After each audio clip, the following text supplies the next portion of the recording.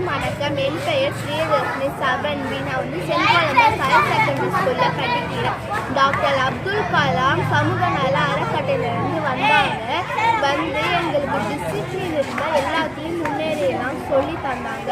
நம்ம ஸ்கூலை தூய்மையாக வச்சுக்கணும்னு சொன்னாங்க. பேப்பரு, காகித துண்டு, நெகிழி அதெல்லாம் இருக்கக்கூடாது. மக்கும் குப்பை மக்கா குப்பையெல்லாம் தனித்தனியாக போடுன்னு சொன்னாங்க. மூலிகை செடி நடன்னு சொன்னாங்க. அதே மாதிரி மரங்கள், செடிகள், அந்த பழ வகைகள் அதெல்லாம் நட சொன்னாங்க.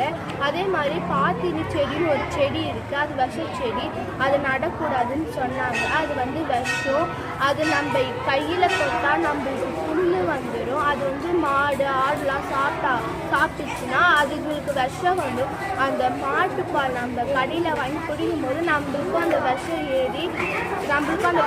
ஏறிடும். அதே மாதிரி நல்லா எங்களுக்கு நல்லா சொல்லி புரிய வச்சாங்க. இந்த மாதிரிலாம் பண்ணுங்கன்னு சொன்னாங்க.